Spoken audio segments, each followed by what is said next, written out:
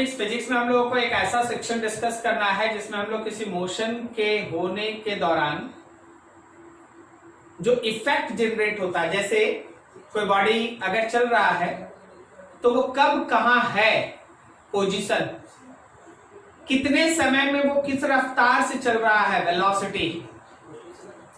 अगर वो चल रहा है तो उसका जो वेलोसिटी है वो कांस्टेंट है या variable, that is acceleration. Mainly हम लोग तीन के बारे में डिस्कस करते हैं। एक पोजीशन जिससे रिलेटेड दो क्वांटिटी होता है, डिस्टेंस और डिस्प्लेसमेंट। दूसरा वेलोसिटी, जिससे रिलेटेड आप वेलोसिटी और स्पीड दो चीज पढ़ेंगे। और थर्ड होता है एक्सेलरेशन। तो जब कभी भी किसी बॉडी के मोशन की वजह से कोई इफेक्ट जनरेट हो, जैसे अभी देखो हम तुमसे खड़े खड़े बात कर रहे हैं तो मेरा पोजीशन फिक्स्ड है, मेरा वेलोसिटी 0 है, मेरे बॉडी का एक्सेलरेशन 0 है। लेकिन अगर हम तुमसे चलते हुए बात करते हैं तो मेरा पोजीशन चेंज कर रहा है, तो इसका मतलब मेरा किसी इंस्टेंट पे कोई डिस्प्लेसमेंट, डिस्टेंस होगा, मेरे पास एक वेलोसिटी है, मेरे पास एक स्पीड है, और अगर मेरा वेलोसिटी चेंज करता है तो उसका एक एक्सेलरेशन भी होगा। तो जब भी आप किसी बॉडी के मूवमेंट से रिलेटेड डिस्कशन करें, ये पता नहीं करना है कि बॉडी मूव क्यों कर रहा है, क्यों कर रहा है ये पता नहीं करना है, बस मूव कर रहा है उसका इफेक्ट देखना है। जैसे मान लो हम ये बॉडी यहां से छोड़ते हैं, ये चौक पे छोड़ते हैं, नीचे गिरेगा, नीचे गिरने का कारण क्या है, वो mg है, ग्रेविटेशन है, वो सब हम लोग लॉज ऑफ मोशन में पढ़ेंगे। बस ये सोचना है कि अगर ये नीचे गिर रहा है तो कब कहां है, किस वेलोसिटी से जा रहा है, उसका एक्सेलरेशन क्या है, ये सब हम लोग काइनेमेटिक्स में डिस्कस करते हैं। क्या तुमको ये समझ में आ रहा है हम लोग इस चैप्टर में क्या करने वाले हैं? ठीक। अब जरा देखो, तो kinematics is nothing else but simply effect of motion in which we discuss about displacement,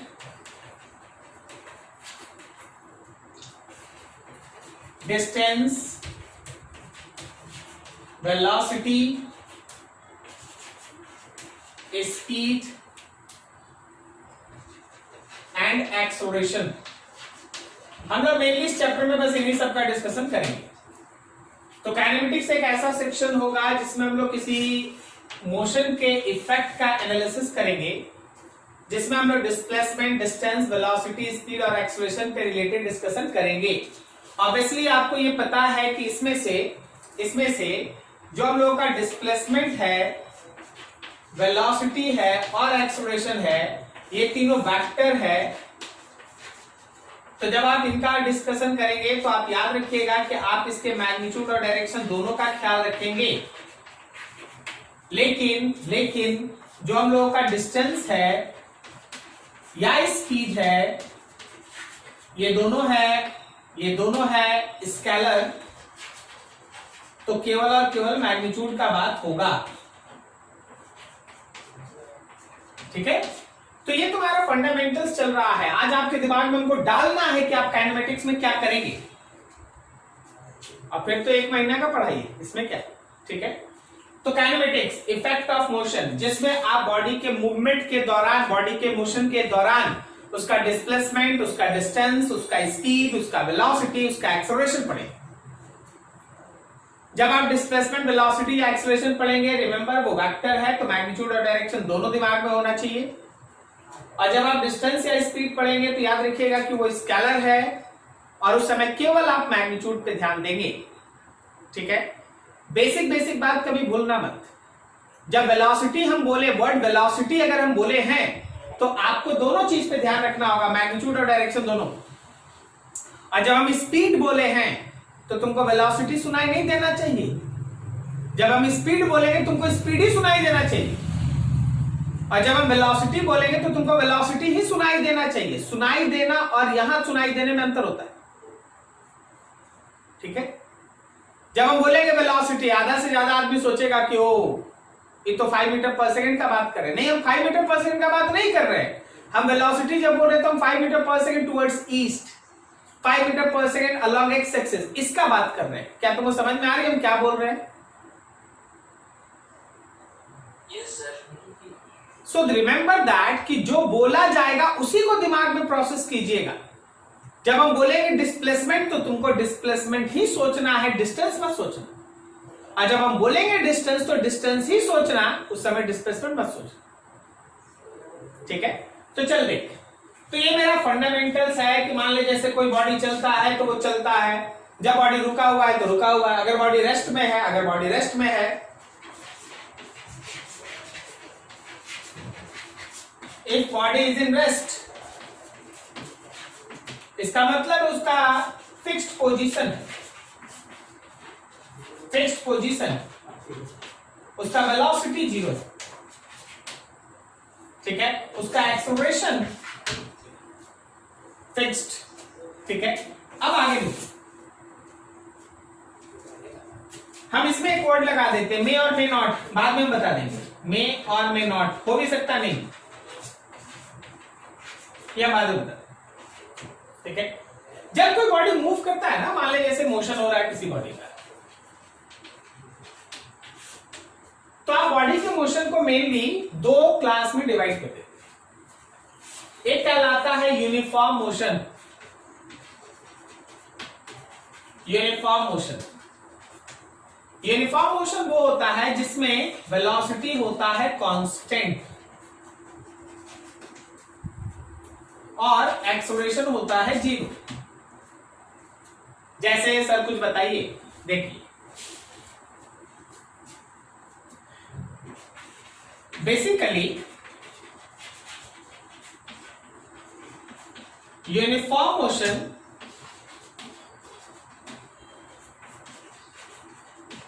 takes place only on a straight line। ये स्ट्रेट लाइन पे ही होगा। बोले सर स्ट्रेट लाइन पे ही क्यों होगा, कर्व पे क्यों नहीं होगा? 2 मिनट बस सुनते जाओ। मान लो जैसे इस पे एक बॉडी चल रहा है, 0 टाइम पे यहां था, फिर t equals to 1 second, t equals to 2 second, t equals to 3 seconds. अब हुआ क्या कि वो आगे बढ़ रहा था with the velocity of 10 metre per second, तो 1 सेकेंड में 10 मीटर चला भाई। फिर आगे भी उसका वेलोसिटी 10 मीटर पर सेकेंड ही है, तो फिर अगले 1 सेकेंड में फिर से 10 मीटर चला, फिर उसके आगे भी 10 मीटर पर सेकेंड से ही चल रहा है, तो फिर से 10 मीटर चला। क्या समझ में आया?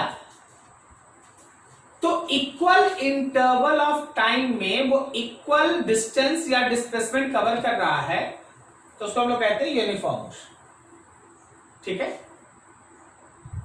क्या समझ में आई?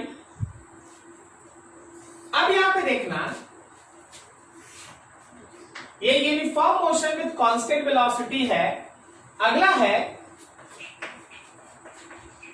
Uniform motion with constant acceleration। यहां पे जो तुम्हारा वेलोसिटी होगा वो कांस्टेंट नहीं होगा, लेकिन एक्सेलरेशन है कांस्टेंट। मतलब मान लो बॉडी में 2 मीटर पर सेकेंड स्क्वायर का एक्सेलरेशन है, तो ऐसे केस में suppose body moves on straight line like that, तो अब देखो होता क्या,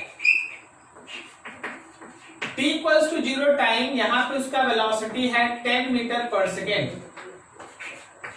फिर t इक्वल्स टू 1 सेकेंड, यहां उसका वेलोसिटी है सपोज 12 मीटर पर सेकेंड, फिर उसके बाद t इक्वल्स टू 2 सेकेंड, यहां उसका वेलोसिटी है 14 metre per second, and so on so on so on so on so on. तो पहला 1 सेकेंड में मान लो 10 मीटर चला, दूसरे 1 सेकेंड में 12 मीटर चला, उसके अगले 1 सेकेंड में 14 मीटर चला, एंड सो ऑन। अब इतना सिंपल नहीं है गणित, हम बस लिख दे रहे हैं।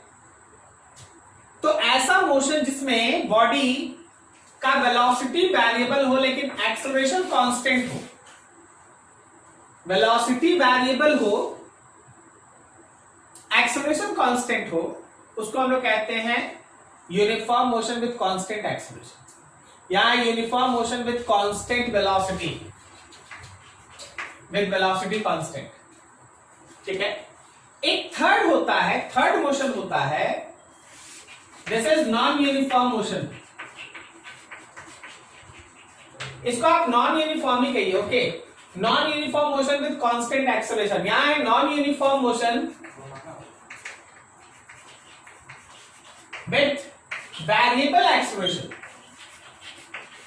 ये वेरिएबल एक्सेलरेशन मतलब यहां भी आपका वेलोसिटी कांस्टेंट नहीं होगा लेकिन एक्सेलरेशन भी कांस्टेंट नहीं होगा, एक्सेलरेशन भी कांस्टेंट नहीं होगा। और इसका डिस्कशन हम लोग आज मतलब क्या, हम लोग 3, 4, 5 क्लास के बाद करें। ये बहुत थोड़ा सा टिपिकल है, इसमें डिफरेंशिएशन इंटीग्रेशन आता है तो उसको बाद में देखें। तो ये तुम्हारे पास एक चार्ट हम तुमको समझाने का कोशिश कर रहे हैं कि आप काइनेमेटिक्स में क्या करने वाले। जब हम तुमसे बोले कि काइनेमेटिक्स में तुम है ना यूनिफॉर्म मोशन पढ़ो, तो जैसे uniform motion, non uniform motion with constant acceleration, this is non uniform motion with variable acceleration, this is the concept. इतना ही नहीं सोचना, इवेंट की बॉडी मूव किधर कर रहा है, इसके बेसिस पे काइनेमेटिक्स में है ना मोशंस को 3 पार्ट में डिवाइड किया है।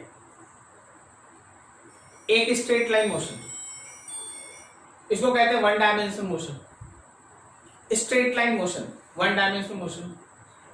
दूसरा कहते हैं 2 dimensional motion, motion in a plane. कोई बॉडी सर्कल में घूम रहा है, सर्कल, क्या तुमको पता चला सर्कल एक प्लेन है? क्या तुमको पता चलता है सर्कल एक प्लेन है? तो अगर कोई बॉडी सर्कुलर पाथ पे मूव कर रहा है तो वो 2 डायमेंशनल मोशन है। लेकिन अगर मान लो घर में तुम्हारा कोई फ्लाई है, कोई मक्खी मच्छर है, कोई इंसेक्ट है, तो वो जब हवा में चलता है तो देखता है सब तरफ मूव करता है,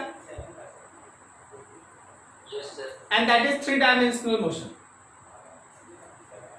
ठीक है, 3 डायमेंशनल मोशन। तो अगर आप डायमेंशन के हिसाब से जाइएगा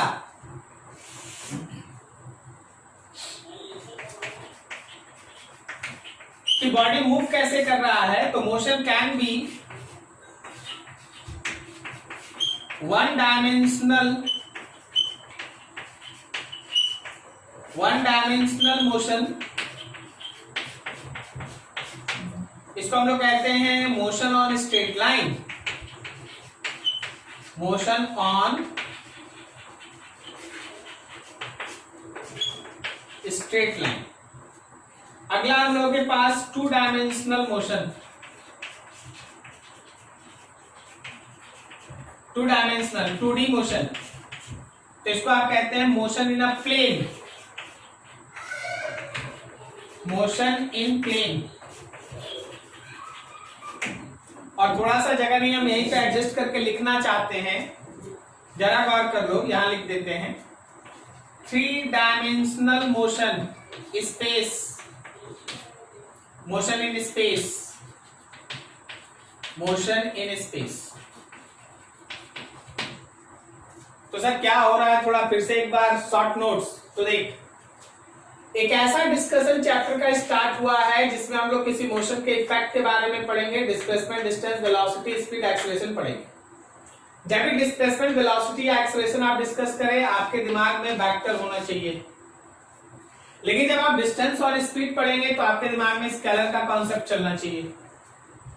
जब भी कोई बॉडी मूव करेगा तो तुमको उसको सोचना पड़ेगा कि वो कैसा मोशन है, क्या वो यूनिफॉर्म मोशन है, क्या वो नॉन यूनिफॉर्म मोशन है। तो नॉन यूनिफॉर्म मोशन में एक्सेलरेटेड कांस्टेंट, एक्सेलरेशन कांस्टेंट है या एक्सेलरेशन वेरिएबल है, तो ऐसे बाइफरकेट करना पड़ेगा तुमको मोशन को। अभी यह सोच के बताना, मान लो ये चॉक पीस नीचे गिरा तो तुम उसको किस प्लेस में रखेगा?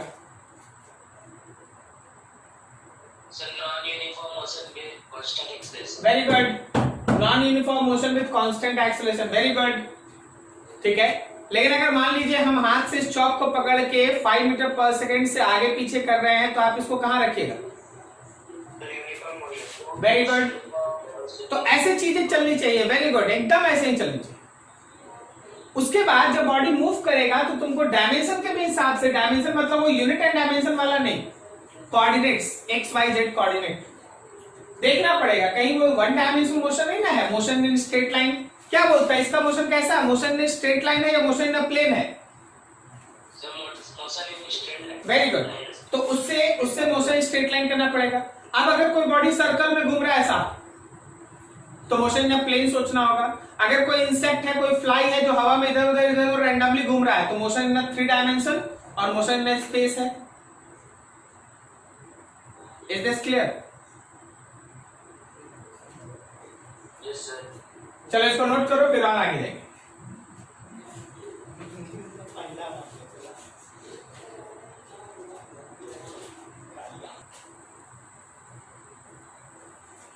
हो गया सारा?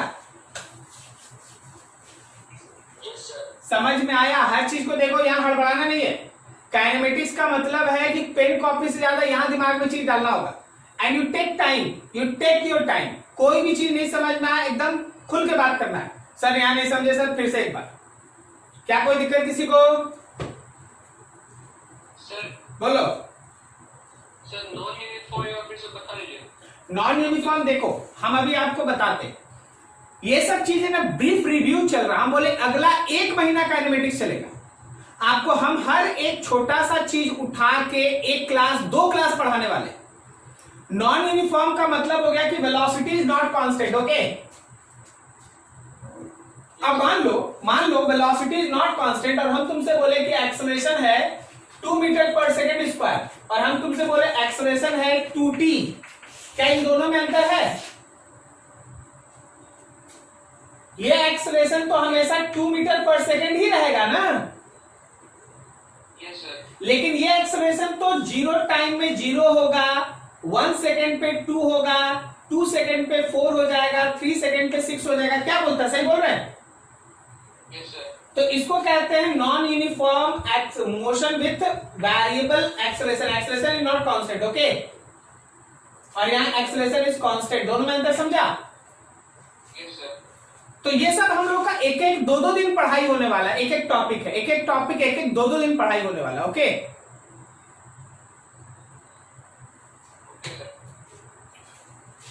चलो आगे।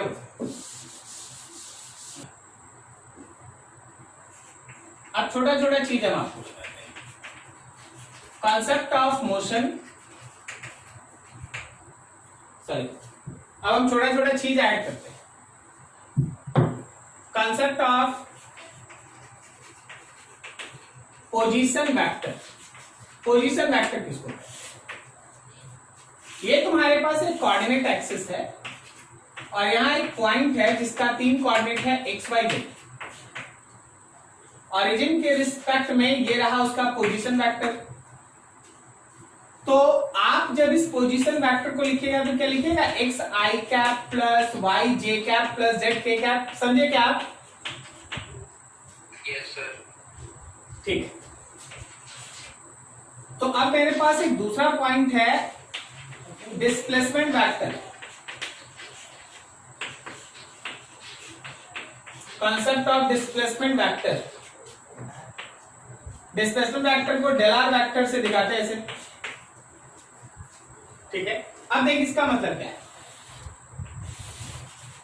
इस कोऑर्डिनेट एक्सिस पे एक पॉइंट है P1 जिसका कोऑर्डिनेट है x1 y1 z1, और बॉडी ऐसे चलता हुआ यहां पहुंचा। एक पॉइंट P2 है जिसका कोऑर्डिनेट है x2 y2 z2।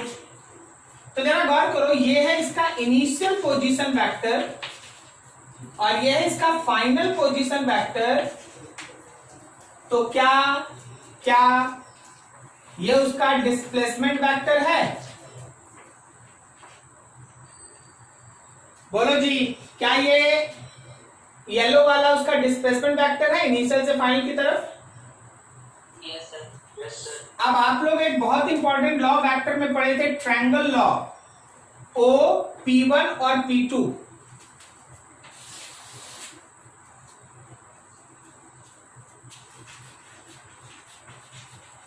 applying triangle law of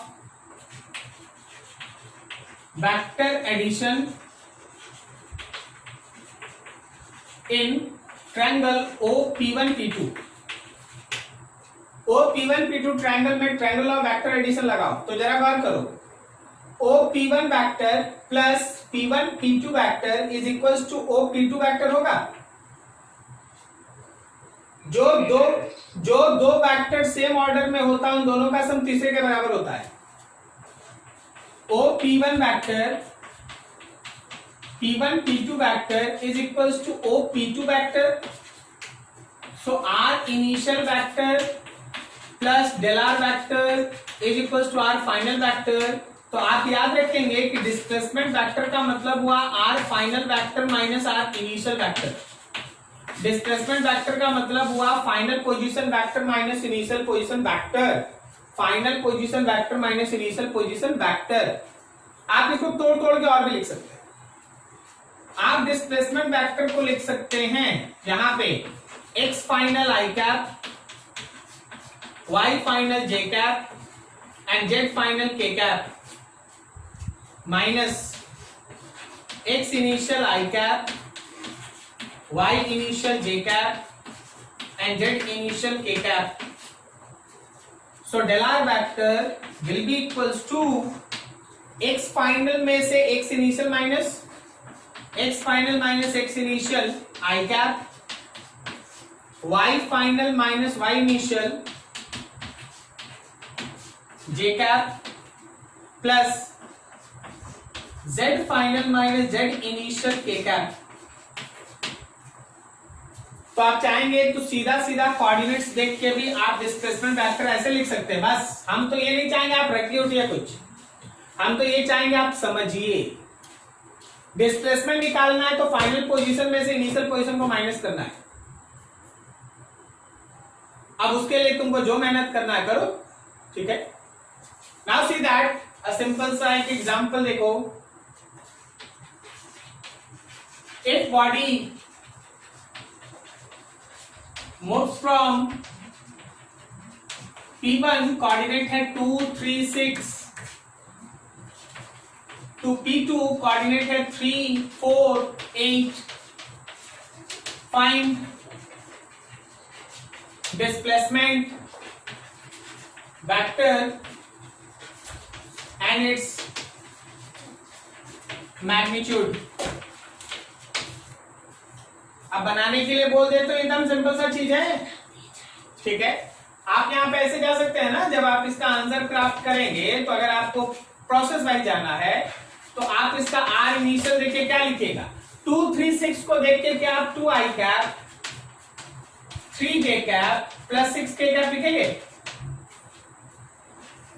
और अगर फाइनल लिखना हुआ तो 3 आई कैप 4 जे कैप प्लस 8 के कैप लिखा जाए। तो अब जब हमको डिस्प्लेसमेंट वेक्टर लिखना है तो हम फाइनल पोजीशन में से इनिशियल वाले को माइनस करेंगे। तो फाइनल में से इनिशियल को माइनस करो। चलो 3 में से 2 गया 1 आई कैप, 4 में से 3 गया 1 जे कैप, 8 में से 6 गया 2 के कैप। हो गया जी पहला आंसर। यह है तुम्हारे डिस्प्लेसमेंट वेक्टर। अब तुमसे बोला गया उसका मैग्नीट्यूड निकालो। तो अगर तुम डिस्प्लेसमेंट वेक्टर का मैग्नीट्यूड निकालेगा तो क्या वेक्टर का मैग्नीट्यूड निकालना सीखा है? क्या वेक्टर का मैग्नीट्यूड निकालना सीखा है? Yes sir. क्या करेंगे बोलो? 1 का स्क्वायर प्लस 1 का स्क्वायर प्लस 2 का स्क्वायर। Very good. 1 का स्क्वायर 1 का स्क्वायर 2 का स्क्वायर दैट इज √6 आंसर। तो एकदम बेसिक चीज चलना है। पोजीशन वेक्टर का मतलब, डिस्प्लेसमेंट वेक्टर का मतलब, this is the concept. Note करो बढ़िया से। सर इसको नोट करें? हाँ बिल्कुल। सर ये आप बता चुके हैं पूरा कॉन्सेप्ट पहले। ठीक है, वो वेक्टर में पढ़ा है ना, अभी तुम करो ना, इसके बाद फिर वेलोसिटी आ जाएगा तो यहीं से आगे बढ़ जाएगा। एक बार कर लो या स्क्रीनशॉट ले लो भाई, जगह छोड़ दो, जो करना है करो, फटाफट करो।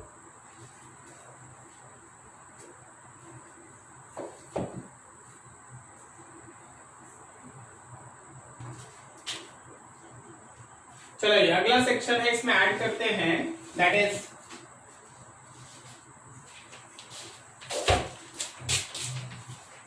concept of velocity। concept of velocity देखो, velocity का सिंपल मतलब है, velocity is rate of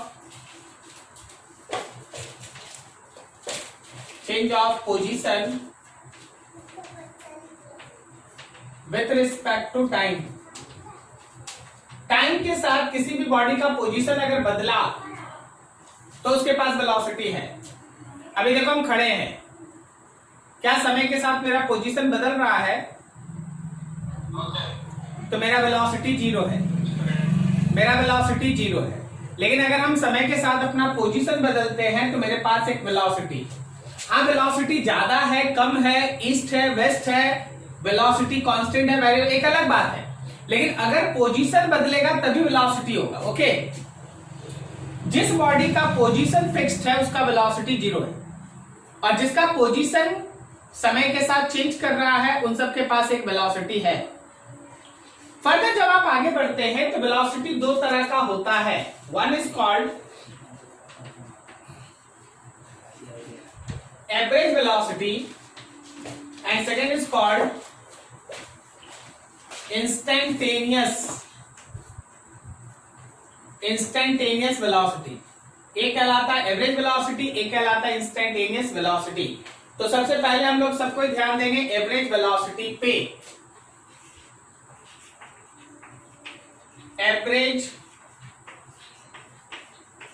velocity, v average.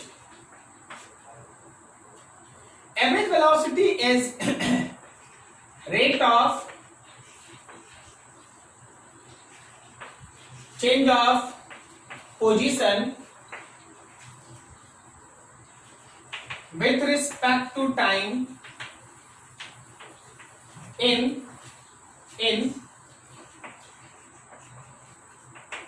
certain interval of time।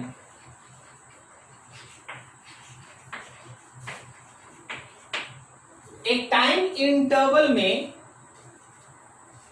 जैसे 6 बजे से लेके 7 बजे तक, जैसे 4 बजे से लेके 4:15 तक, जैसे 1 सेकंड से लेके 5 सेकंड तक, एक इंटरवल में किसी भी बॉडी के पोजीशन का जो रेट ऑफ चेंज है उसको आप एवरेज वेलोसिटी कहते हैं। एक इंटरवल होगा।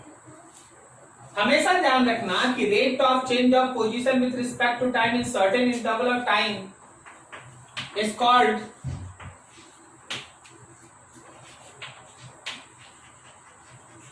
Average velocity. उसको हम लोग एवरेज वेलोसिटी कहते हैं। तो इस पूरे डिफिनेशन को दिमाग में रखा जाए तो अब न्यूमेरिकल के लिए इक्वेशंस बनता है। जब भी ध्यान रखिए आप एवरेज वेलोसिटी लिखिएगा, हमेशा एक सिंपल सा फॉर्मूला चलता है, बस डिस्प्लेसमेंट लेना भाई, और उस डिस्प्लेसमेंट में जो टाइम है उससे डिवाइड कर देना। डिस्प्लेसमेंट में टाइम से डिवाइड कीजिए, एवरेज वेलोसिटी आएगा। डिस्प्लेसमेंट में टाइम से डिवाइड कीजिए, एवरेज वेलोसिटी आएगा। तो क्या हम वेक्टर वाइज लिखे तो displacement vector del R by time del T लिख दे? ठीक है, अब जरा गौर करना है, जरा गौर करना। क्या हम इसी एवरेज वेलोसिटी को यहाँ पे R final position minus are initial और डेल टी को T final minus T initial लिख दे? ठीक है, अब तुम और गौर करना, क्या हम इसी एवरेज वेलोसिटी को r final minus are initial के लिए x final minus x initial i cap, y final minus y initial j cap और z final minus z initial k cap लिख सकते हैं? और नीचे t final minus t initial, क्या बोलता है, सही है? Yes sir. तो आप एवरेज वेलोसिटी के लिए सिंपल डिस्प्लेसमेंट बाय टाइम कर सकते हैं, या वेक्टर फॉर्म में डिस्प्लेसमेंट वेक्टर निकाल के टाइम के गैप से डिवाइड कर सकते हैं, या फिर इसमें से कोई भी जैसा डाटा वैसा काम कर सकते हैं। जैसे देखो एक छोटा सा एग्जांपल, ठीक है, एक छोटा सा example,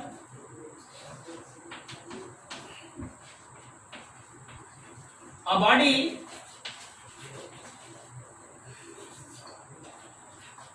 starts its motion from 1 2 3 and after 6 seconds it reaches 498. Find average velocity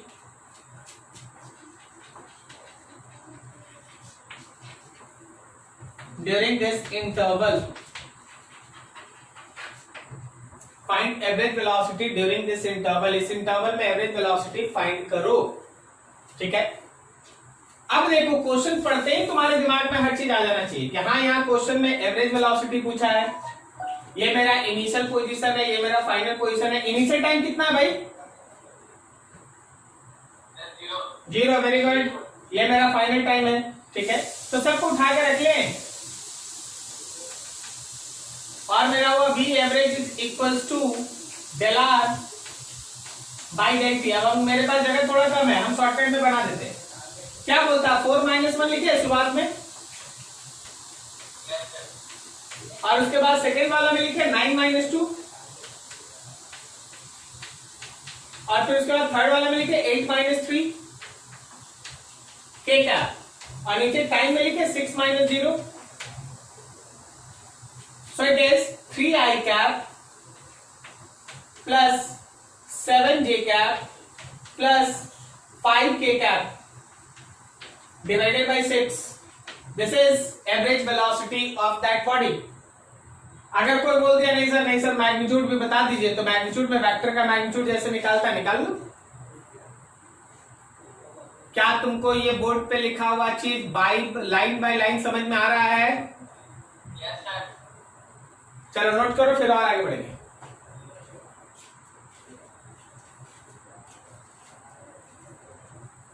चलो आगे.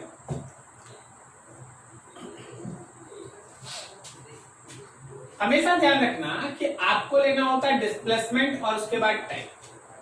जरा गौर करना, एक क्वेश्चन अगला सोचो.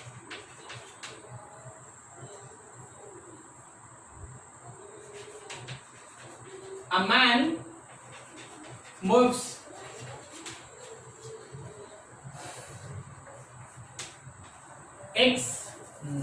a man moves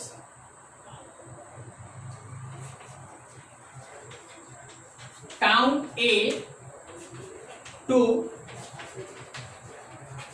town B by air after traveling 400 kilometers and by bus after traveling 625 kilometers. If by air it takes 1.5 hour and by road it takes 4 hours. Find average velocity of man first when it travel by air, second when it travel by road.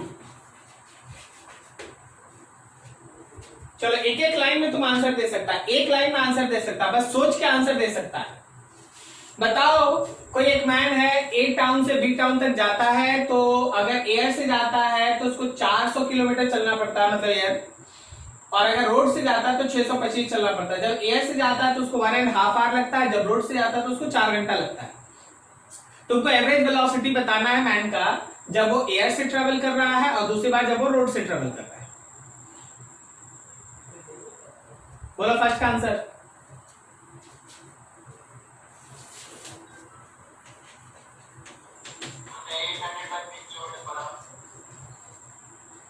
Velocity average कब? जब वो air से travel कर रहा है, air travel. हाँ जी, formula तो एकदम सिंपल है ना, डिस्प्लेसमेंट बाय टाइम है ना, यही ना फॉर्मूला है। तो जब वो एयर से चल रहा है तो डिस्प्लेसमेंट कितना है? जब वो एयर से चल रहा है तो डिस्प्लेसमेंट कितना है? 400 किलोमीटर। और उसको समय कितना लगा है? 1.5 घंटा। ठीक है, तो ये हो गया 400 डिवाइडेड बाई 3/2, तो ये हो गया 800/3 किलोमीटर पर आवर। कोई दिक्कत किसी को? और जब हम लोग एवरेज वेलोसिटी निकालें रोड ट्रेवल, अब तो तुम कंफ्यूज हो सकता है, सोच के बताना। डिस्प्लेसमेंट बाय टाइम कितना लेगा? डिस्प्लेसमेंट कितना लेंगे? चलो भाई देखो, फिर भाई हम बोले ना, अब तो तुम कंफ्यूज हो सकता है। This is town A and this is town B. देख, एयर का ट्रैवलिंग इसको कहते हैं ना, एयर तो ऐसे ही चलता है ना एयर में, लेकिन रोड का ट्रैवलिंग तो ऐसा होता है ना, this is road and this is air. अब सोच के बताना, चाहे तुम्हारा मैन रोड से चले या तुम्हारा मैन एयर से चले, डिस्प्लेसमेंट कौन है?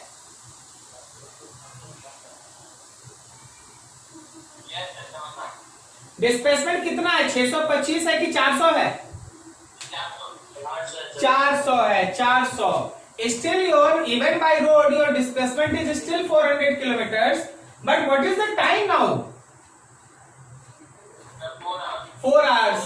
So it is 100 kilometer per hour. Did you get this? समझ में आया? नहीं समझा? ठीक है, तो चीज को ऐसे एकदम क्लियर रखना है। अब हम तुमको एक और चीज इंटरेस्टिंग इसमें बताते हैं। देखो, कि जो डायरेक्शन है, direction of average velocity v average, वो हमेशा याद रखना, is always in direction of displacement vector. जो हमारे डिस्प्लेसमेंट वेक्टर का डायरेक्शन होगा, एवरेज वेलोसिटी का वही डायरेक्शन होगा। जो हमारे डिस्प्लेसमेंट वेक्टर का डायरेक्शन होगा, एवरेज वेलोसिटी का वही डायरेक्शन होगा। सर क्या बता रहे, बताइए। देखिए, मान लीजिए जैसे इस कोऑर्डिनेट एक्सिस पे कोई एक बॉडी यहां से चला, इधर इधर घूमता हुआ यहां पहुंच गया, तो उसका इनिशियल पोजीशन ये पोजीशन वेक्टर, उसका फाइनल पोजीशन ये पोजीशन वेक्टर। तो भाई डिस्प्लेसमेंट वेक्टर तो आप पहचान गए हैं, ये रहा डिस्प्लेसमेंट वेक्टर। तो याद रखना, डिस्प्लेसमेंट वेक्टर अगर इधर है तो यही डायरेक्शन उसके एवरेज वेलोसिटी का भी है। क्या तुमको समझ में आया? तो अगर हम तुमसे टाउन ए से टाउन बी जाते हुए एवरेज वेलोसिटी का डायरेक्शन पूछे, तो क्या वो एवरेज वेलोसिटी इधर है? Yes, sir. क्योंकि मेरा डिस्प्लेसमेंट इधर है, सो एवरेज वेलोसिटी भी इधर। क्लियर है? Yes, sir. Yes, sir.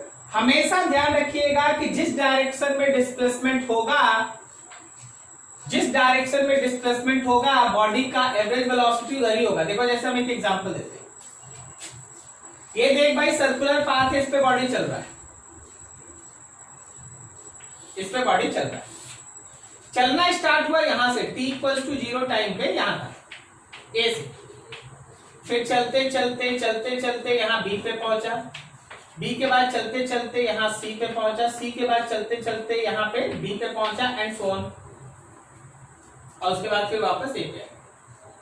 अब सोचो, अगर हम तुमसे ए टू बी बात करें, तो ए से बी यही है ना डिस्प्लेसमेंट वेक्टर, क्या बोलता है?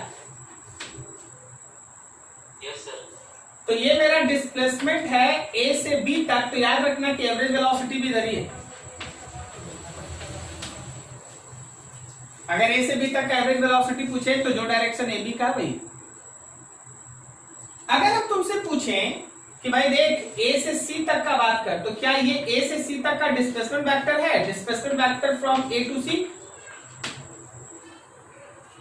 तो याद रखना कि एवरेज वेलोसिटी भी इधर ही होगा ए टू सी। जो डायरेक्शन डिस्प्लेसमेंट का वही डायरेक्शन एवरेज वेलोसिटी का। क्या तुमको ये छोटा सा बात समझ में आ रहा है? Yes, sir. नोट कर इतना, तो उसके बारे में सुन लो। इंस्टेंटेनियस वेलोसिटी पर डिफरेंशिएशन है। दूसरा देखो, इंस्टेंटेनियस वेलोसिटी, इसको हम लोग भी इंस्टेंट लिखते हैं। हमेशा ध्यान रखना, rate of change of position with respect to time at particular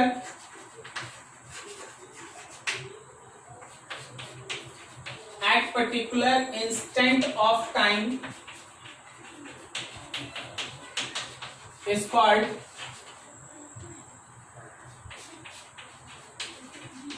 instantaneous velocity। एक खास टाइम में, इंटरवल नहीं, एक खास टाइम में, जैसे अभी तक हम लोग बात क्या कर रहे थे, 4 बजे और 4:30 बजे, 1 सेकेंड और 6 सेकेंड के बीच, ऐसा नहीं, दूसरे सेकंड पे बात होगा। एक खास इंस्टेंट पे किसी भी बॉडी के पोजीशन का जो रेट ऑफ चेंज होता है उसको आप इंस्टेंटेनियस वेलोसिटी कहते हैं। एक खास इंस्टेंट पे जब कभी भी आप किसी एक पर्टिकुलर, अभी देखिए आप घर से निकले, आप मान लीजिए घर से निकले हैं 5 बजे और अपना स्कूल 5 किलोमीटर दूर है, 6 बजे पहुंचे, तो 5 बजे से 6 बजे तक पूरा एक गैप में जब आप पढ़ाई करेंगे तो वो एवरेज है। और एवरेज वेलोसिटी कितना हो गया, 5 किलोमीटर हो गया भाई, 5 किलोमीटर और 1 घंटा लगा तुमको, तो 5 किलोमीटर पर आवर हो गया, एवरेज हो गया। ये क्या सिंपल सा चीज समझ रहा?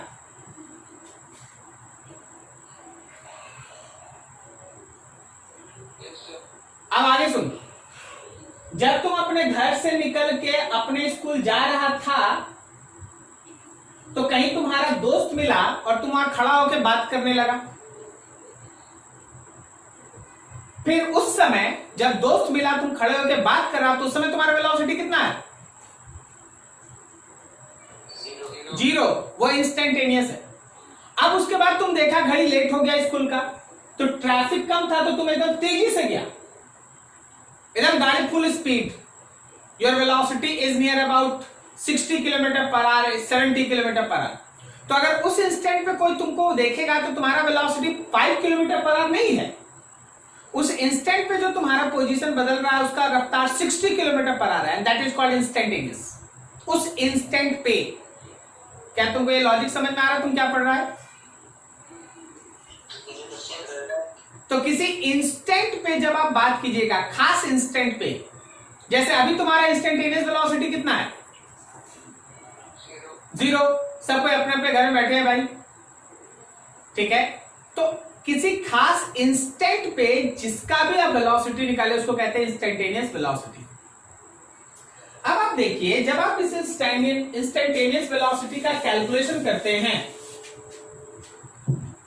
तो हमेशा ध्यान रखना कि that v instantaneous is differentiation of position vector with respect to time. Position vector का डिफरेंशिएशन है टाइम के रिस्पेक्ट में। So v instantaneous is v by dt of position vector को लिख सकते हैं x i cap, y j cap and z k cap.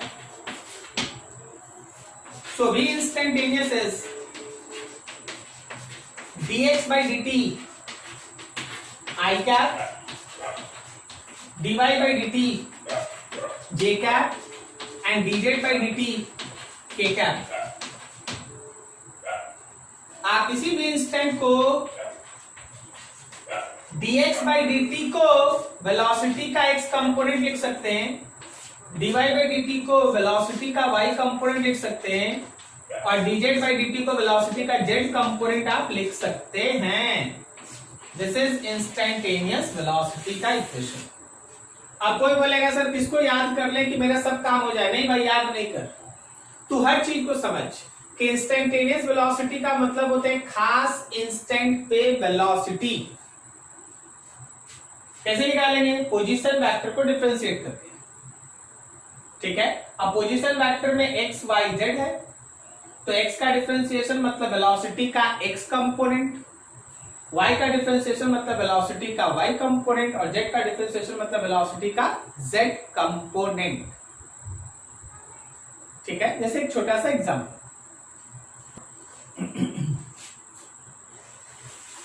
देखो मान लो एक छोटा सा एक क्वेश्चन बना दें।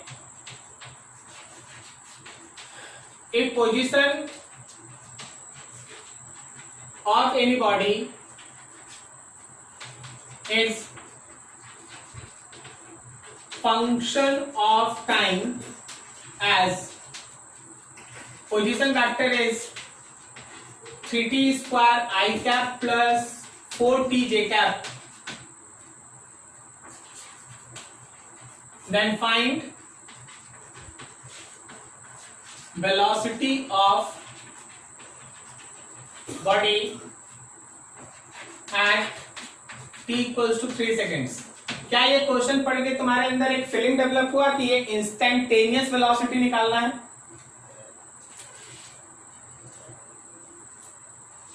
क्या तुमको पता चला इंस्टेंटेनियस वेलोसिटी निकालना है? नहीं, देख एक खास सेकंड पे निकालना, 3 सेकंड पे नहीं बोला गया 0 से 3, तो वो बोला गया 3 सेकंड पे निकालो। 0 से 3 नहीं बोला गया, 3 पे निकालो। So instantaneous. तो जैसे ही हमको ये पता चल जाए कि we have to find v instantaneous, then use that concept। क्या कॉन्सेप्ट? तो v instantaneous is dr by dt, मतलब your v instantaneous is d by dt of r का value 3t square I cap and 4t j cap, 3t square I cap and 4t j cap।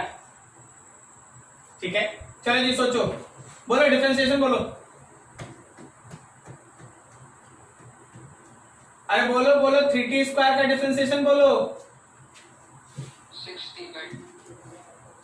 60 I cap और 40 का केवल 4 होगा। अब क्या करो कि बस टाइम की जगह पे वो वैल्यू पुट कर दो जब निकालना है। कितने समय में निकालना है? 3 सेकेंड। तो 6 into 3 I कैप और plus 4 j cap, so it is 18 I cap plus 4 j cap। This is your answer, 18 I cap plus 4 j cap। Clear है?